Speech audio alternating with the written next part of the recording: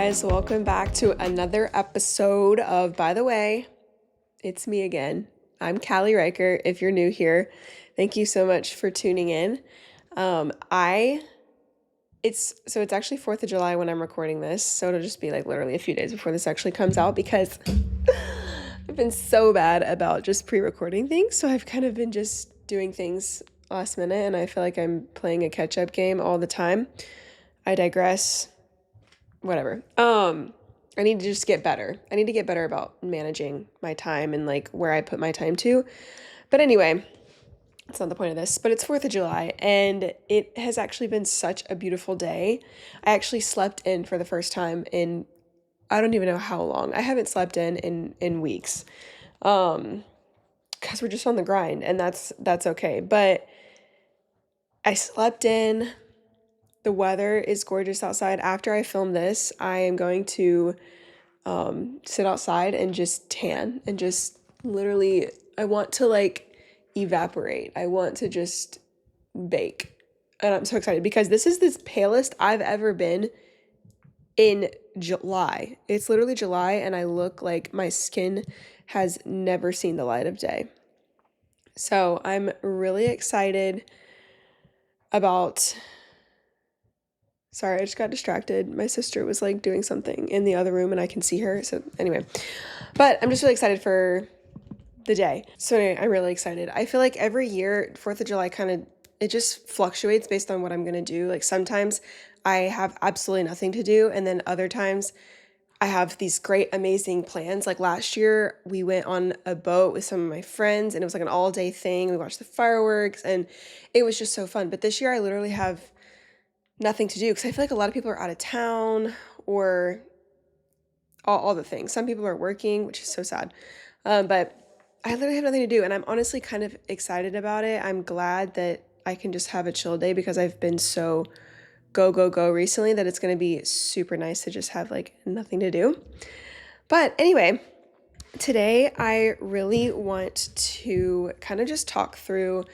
So I've been at the job that I'm at in ministry for about 8 months. Actually, oh my gosh, it's July 4th. I'm so dumb. Yesterday was 8 months. And I kind of just want to discuss like all the things that I've learned, like what I wish people would have told me going into ministry and the ways that the Lord is growing me in ministry because it honestly is not there. I've run into a lot of challenges within myself, like not even just external challenges, but I've run into issues that I have in myself that like the Lord has shown a light on so strongly that he is just like working me through and I'm still working through it. And there's just so many things that I'm like, wow, I absolutely love this job and I would never trade it for the world. It is truly my favorite thing, my favorite job. I love doing it. I love pouring into other people. And I wouldn't trade it for the world. Like I could see myself doing this honestly for the rest of my life. Like I love it so much. But with that, like being in ministry, I have just experienced challenges within myself. And like I said, the Lord shining a light on issues that I have that like I wasn't even aware of just simply by working in ministry. And also I've just learned a lot about like what it means to run a ministry, what it means to, just be a good communicator. And so there's definitely spiritual aspects to this, but there's also just like very practical aspects of what it looks like to walk into working in ministry. And I kind of just want to cover it all because I know there's some people who listen to this who want to go into ministry, or maybe that's something you don't know if you want to do, but you're trying to look into it and you just want some insight. And so that's what I'm here to do, is just to provide a little bit of insight, to give you some tips and just wisdom if that's something you're wanting to walk into. But one, I just want to say that like ministry is such a high calling and it is truly the most fulfilling thing ever. So just know if you have a call to like vocational, like first off, every one of us has a call to ministry. We're called to just be a light.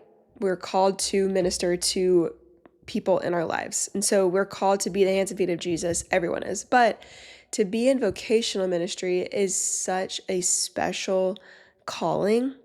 It's so special to have that call in your life. And so just know that that is something so special from the Lord, to put that desire on your heart to do vocational ministry, to do ministry as a job, because it is hard, but like if the Lord's calling you to it, he's going to prepare you and he's going to equip you, and you are going to just experience things that are going to just completely satisfy and just continue to blow your mind, and God's going to reveal himself to you in such specific and intimate ways, and it is truly, truly so special. So like that is just huge, and that's very exciting if you feel that call on your life. And so lean into that. These are just some things that I wish someone would have warned me about or told me before going into ministry, because going into ministry, I had this very clouded, rose-colored view that it was just going to be sunshine and butterflies and rainbows, and I was just going to help people. And I honestly, like if I'm being honest with myself and with you guys, I think I had this idea of like conference style ministry. Like it was just going to be so trendy almost. And I know that sounds bad to say, but constant highs and just like meeting girls for coffee and, just doing all the typical ministry things that I wasn't ever thinking about the things I'm going to get confronted with going into it. And so I think one of my biggest struggles has been not being the best at everything that I do, and feeling like a failure when I'm not the best at what I set out to do, because that's my personality. Is like I want to be the absolute best at anything that I set out to do. And if I'm not going to be the best, I get discouraged and I'm like, then I might as well not do it because I want to be the best.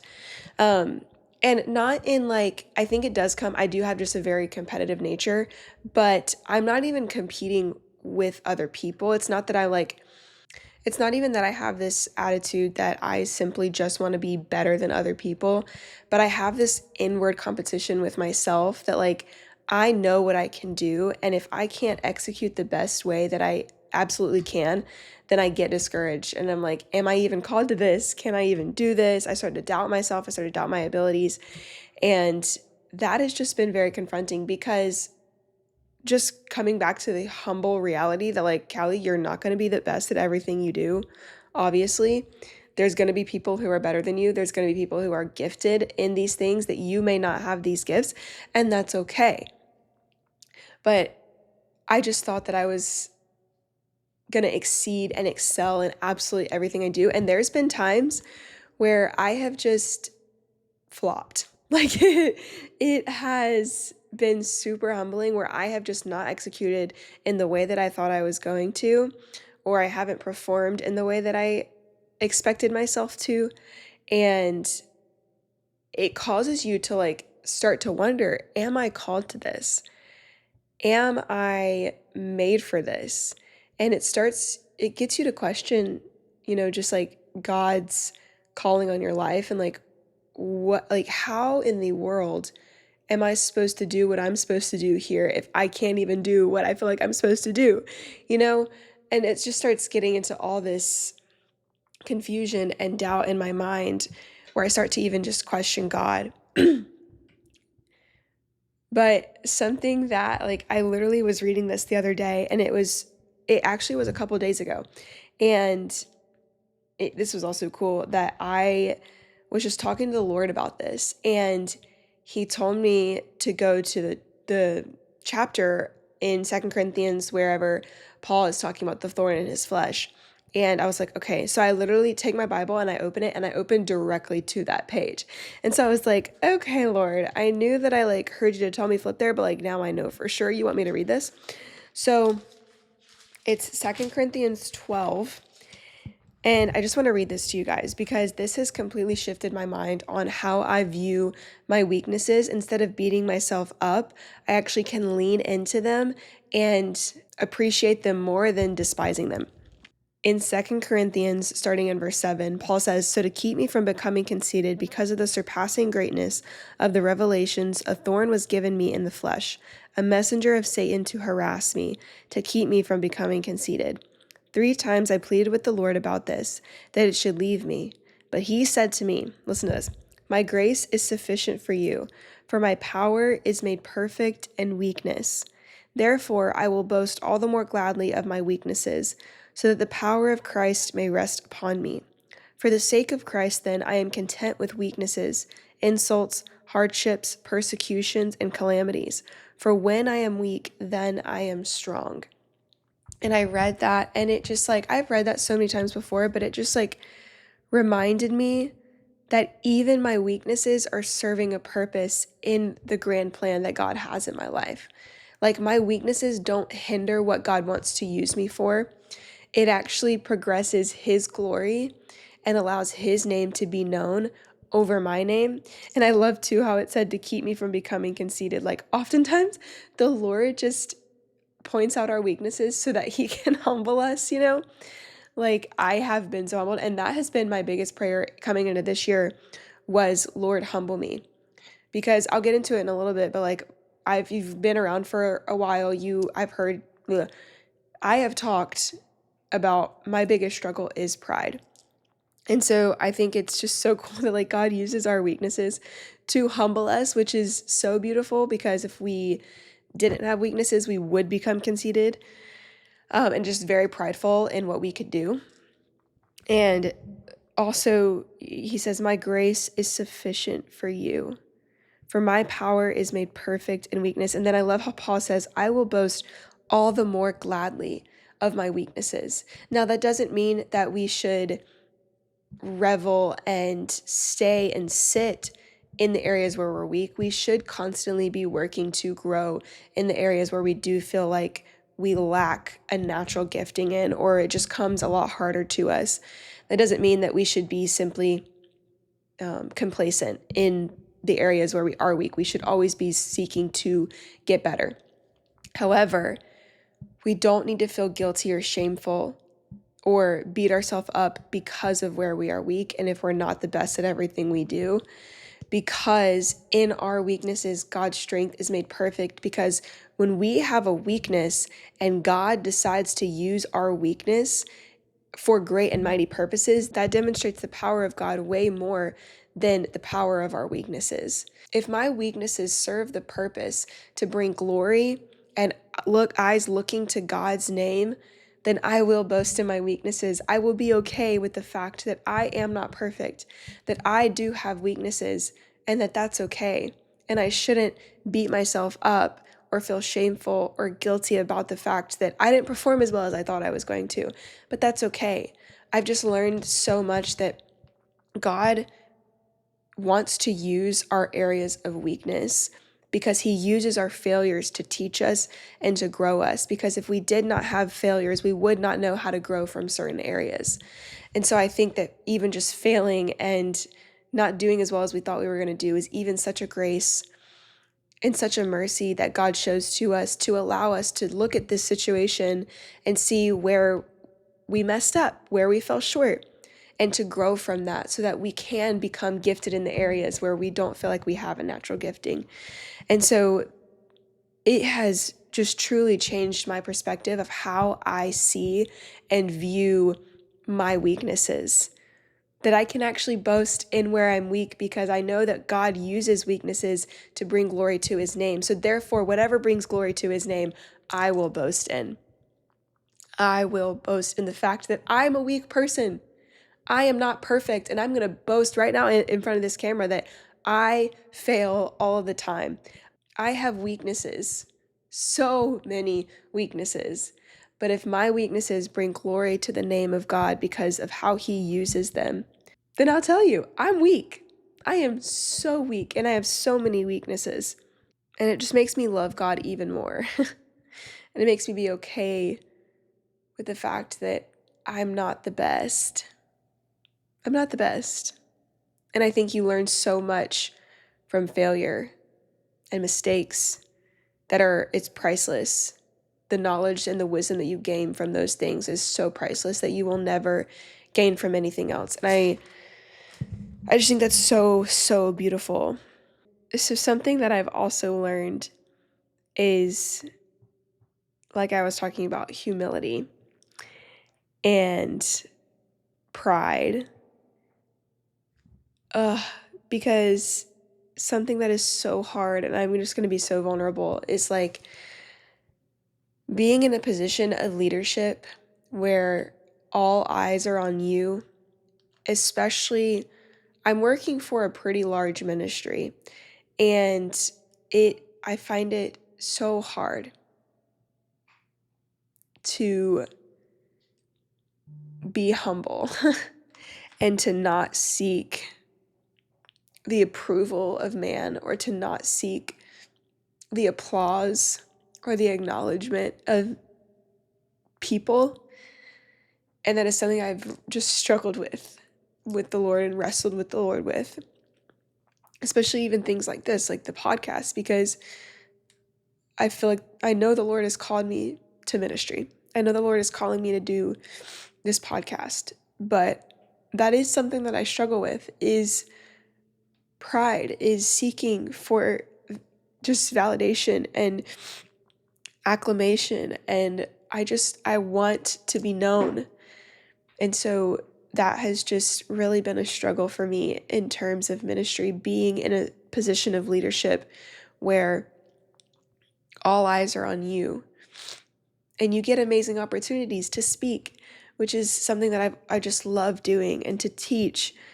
The Lord has been working a great deal on my heart, and it continues to be my biggest prayer, is humility, because the best way you can serve other people and be of service to other people is when you are humble and you do not seek your name to be greater than God's name. When you're serving people for God's name, when you seek your platform over serving others, it's just so dangerous. And the Lord has been so patient with me, but that is a big struggle that I deal with. And so if you're looking to go into ministry, and in a position where all eyes are going to be on you, I would seriously pray a great deal before that the Lord would keep you humble and protect you from a prideful heart, because it is so dangerous and it is just so hard to get out of. I think at any time, but when you have a prepared heart that has been worked on, that has been prayed over to guard against humility, I think that is just the best thing that you could do for yourself walking into ministry, because you are going to need it, because you're going to be in a position where you have to serve others. You have to pour out into others. And if your first mission is to gain glory for yourself, you are not going to be able to serve the people of which you have been put to serve. You are not going to be able to love others the way that you're meant to love others if you're constantly looking for all eyes to be on you. And so that is just like, I'm not perfect by that at all. I still struggle with that a great deal. And so that's just something that I'm walking through right now, and I want you guys to also be aware of as if you're walking into ministry. Is humility is going to be your greatest asset that you could possess when walking into ministry. Because God, like Jesus, he literally, he did ministry his whole life, obviously, but he was not in a position of glory. He humbled himself. Philippians 2, he humbled himself to the form of a servant. He was obedient to death, even death on the cross, and he chose to empty himself. And so that is the model that we look to when you go into ministry.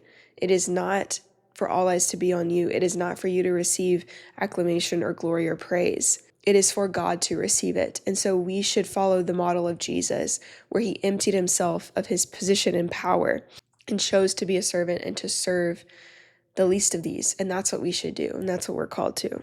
In order to pour into others and to serve others the best that you can, you also have to be poured into. And that is something, again, I ran into that I did not really realize the importance of, that in order for you to properly pour out to other people and to be the well of wisdom that other people need, and to just be a resource and a friend and a listening ear that other people need, you have to first be poured into as well. Because the saying is so true that you cannot pour out from an empty cup, and what you do pour out is not going to be of any substance. And so prioritize, one, friendships in your life, godly friendships that are going to just pour life into you, pour wisdom into you. Two, prioritize, obviously, the word, spending time with the Lord, because he is our ultimate source of life and fulfillment. And he pours into our cup and overflows our cup. And so prioritize, I'll go in order. First, prioritize the word and spending time with the Lord, because that is truly what is going to fill us with the wisdom that we need to pour into other people. Two, prioritize friends, good community in your life that you feel like just pours so much life into you. And then three, surround your life with mentors, older men or women that can pour into you, that you can look at their life and model your life after and just sit and soak under them. And then four, church, like be under a pastor who preaches the word that you can learn and that you can glean wisdom from. Those four things are so important when it comes to being able to be the resource and the help and just the outpour that people need in ministry, because you cannot pour from an empty cup. And there's so much substance. I think even just read books, like listen to podcasts, but like obviously don't prioritize those over the word, and get your main source of information from the word, but sources that you trust, intake that information as well. I think you must consume more than you create in ministry. And I know a lot of you hear on social media a lot, like you want to create more than you consume, because that obviously applies to like social media and not just consuming lots of media, but actually using social media as a creative outlet. So yes, for that. But for ministry, it is so important that you consume more than you create, because you need to be constantly consuming wisdom. You need to constantly be consuming ideas and knowledge, and just viewpoints of other people, and to gain a better understanding of different things like books and podcasts and the Bible and sermons. I need to get way better at this, but consuming that content, just to get different views of different things and get a more well-rounded understanding of what it means in this area, in all these different areas, so that you can have a better, well-rounded view and understanding when you're talking to other people, the people that you're serving and the people that you're leading. You need to be that well of wisdom for them. You don't need to be ignorant or naive, but you should be wise. And that is why it's so important to soak and sit and soak up knowledge, soak up wisdom, soak up understanding. And we do that by gathering information from different sources. Because Jonathan McCluda said this quote one time, and I don't think it was his original quote, but he said it, and I heard him say it. He said, if your output is more than your input, your upkeep will be your downfall. Basically just saying, like, if you are constantly pouring out more than you are putting in, then the upkeep of that is what is going to be your downfall. You won't be able to keep that up forever. You're eventually going to burn out. You're eventually going to crumble. If you're not constantly filling your mind and your heart and your soul up with wisdom and truth and life, you will not be able to keep up the outpour in which you are running at this time. So just be very wise to not work yourself too thin when you are not first pouring into yourself or having other people pour into you, or the word or resources pour into you. Have a well of wisdom that you can provide, because again, you can serve people better when you have more understanding and wisdom to offer them. Because if people come to you and you don't really know what you're talking about, you're doing them more of a disservice, and you're leading them and guiding them in the wrong way, of which they are not supposed to go down if you don't first have wisdom and understanding of certain things. So those are probably like my biggest takeaways from ministry. Is, if I could wrap this all up, is one, and then lastly would be comparison. Like I don't feel like I've really, I mean, I have, but like not to the extent of that I have now whenever I got into ministry. Is like, I work with truly amazing people, like so gifted and so talented and so wise, that I look at myself and compare myself to them a lot. Which one isn't fair, because first off, we're completely different people. I also work with 4 guys. So guys and girls just think very differently. They operate very differently. But 2, I am a lot newer into ministry than all of them are. They've all been there for a lot longer than I have. And so they know more. So it's really not fair for me to do that. But this is just me being honest. I do. And I look at their gifts and I look at how talented they are, how gifted they are. And I compare my gifts to theirs. And I'm like, wow, I am so far from their level of giftedness in this specific area. And it makes me look at my lack instead of the gifts that I do have and what God has blessed me with. Because the truth is, like, where they're gifted in some areas, I may not be as gifted in, but where I'm gifted in, they may not be as gifted in. And so, but instead of looking at, wow, we all just have such different abilities and gifts that complement one another and allow us to run a well-rounded ministry, I just see they're so good at these things, and I want to be as good as they are at these things. And it makes me neglect my gifts almost, because I'm wanting their gifts over the gifts that I have. And it is such a dangerous mindset to be in, because then you can't fully, you can't operate in a ministry when you are constantly just trying to be at the level someone else is at, instead of really sitting and operating in the gifts that you have, while also it is okay to desire to grow in different areas, like I said before. But that should not be our main focus, to simply excel and get to the place that they're at in these gifts, but rather operating in the gifts that we have. And as we're operating, training ourselves in different areas to be better in the things that we want to be more gifted in, that we may not be naturally gifted in. But that kind of goes back into, you're not going to be the best at everything. And just, God can use your weaknesses and your failures and your flaws to glorify his name even more. And so I would just encourage you guys to, like, before you step into ministry, if that's something you're looking to do, ask God to reveal where you are gifted in, and that he would give you a contentment in those gifts, that he would strengthen them, and that he would show you what it means to operate in those gifts and what those gifts have to offer to a ministry, and that you would pour everything you have into that area of your life, while also, like I said, working on areas that you may not be as strong in, and growing, and just to be more well-rounded. That's good. But every single person on this planet Earth is gifted in certain things and also really weak in certain things.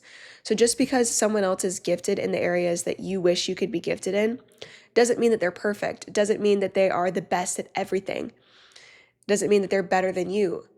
It just means you have different gifts. And they're probably going to be weaker in what you're gifted in. And, they probably look at you the same way, like, man, I wish I had those gifts. And so, like, we cannot healthily run a ministry when we are constantly comparing ourselves to one another, or even in competition with one another. And we really have to be careful to celebrate one another where they're gifted, and to call that out, so that we can have a healthy balance of, this is what you are really, really, really good at. And I want you to really hone in on this, and be confident in it, and cultivate it well, and steward it well. And we can also grow together in the areas that we're weak. That's what a healthy ministry is. And so if I had to wrap this up into what I feel like my top things are that I would suggest you just pray through, and like that I wish someone would have told me, is like, one, you have to be humble. Humility is key. You're not going to be the best at everything, and that's okay, but don't let that beat you down. Let that be your strength, that you have, that your weaknesses, God's strength is made perfect in. So just be confident that where you are weak, God is going to use. Secondly, would be being poured into, like not running out of a state of emptiness, but constantly pour into yourself in different ways. Don't let your output be more than your input. Thirdly, don't compare. Find the beauty in your gifts and pray to God that He gives you a contentment and a satisfaction and a love for the gifts that He's given you, so that you can walk into ministry and love what He has you doing, love the areas that you have to contribute to. I feel like I missed one, but I don't think I can't remember what it was. But those would probably be my top advice to anyone who's looking to go into ministry. But also I feel like those were just very practical tips too, like that you could apply to every single day. So if that's what you take from it, take it. But that is just what ministry has taught me. But I want to wrap up and just say that just because these are the things that the Lord has brought to my mind, I also want to say that I have experienced the most joy and fulfillment and satisfaction from stepping into ministry, and the Lord has revealed His character to me in beautiful, amazing, intimate ways that has literally left me just in tears. And I have just seen the Lord in such a beautiful way. And I would, like I said, I would not trade this job for the world. Like, yes, these things are hard that I'm walking through, but I am so glad that the Lord is bringing me through these things because I'm growing. He is literally sanctifying me through my job, and I could not be more thankful for it. And it is so beautiful. And so I just love it. I think ministry is the best thing in the world to do for a job. So I don't want you to hear that like I'm going through these things, so it sucks. But no, there's been beautiful things that I have learned as well. I've learned how to work as a team. I've something amazing that I've grown in is like growing more confident in just voicing my opinion, because a lot of times I feel like I'm not a very confrontational person. So like if I voice something and they're like, no, we don't really want to do that, then I'm like, okay, yeah, it's fine. But like becoming more confident in the fact that of my ideas and my opinions, and even though sometimes they may be wrong and they're not, that's okay. And we don't go with whatever I had said, and that's totally fine. But not just rolling over and dying, but also I have something to bring, and like I have ideas and vision, and being confident in that and not just shying away because it maybe didn't agreed with at first. But so then I'm becoming more confident in that, and just that's something that's like the biggest lesson I'm learning right now, that I'm honestly so confident in. I feel like it's been truly growing and transforming the way that I communicate and my creativity. That's something that also, again, like this job, which is so crazy because I'm not like in a creative job, but like it has built my creativity and allowed me to think on such a deeper level, because the people that I work with are such deep thinkers and they think about every situation from every angle. Whereas like I think where I struggle is I kind of just see things from one angle and I'm like, oh, this is gonna be great. And they're like, wait, but what about this? And I'm like, oh, you know what? You're right. They see the long picture, the big picture, and I kind of just see like what's right in front of me. And so that's something that I've just been learning and I feel like I'm growing into. So all that to say, ministry is my heart. I love ministry so much, and I'm so thankful and humbled that I get to do this for a job. But anyway, I'm going to stop rambling because I could talk about it all day. But I love you guys so much, and I hope that this episode just brought you some wisdom and just some clarity for if you're wanting to walk into ministry. But I love you guys so much, and I will see you guys next week. Peace and love. Bye.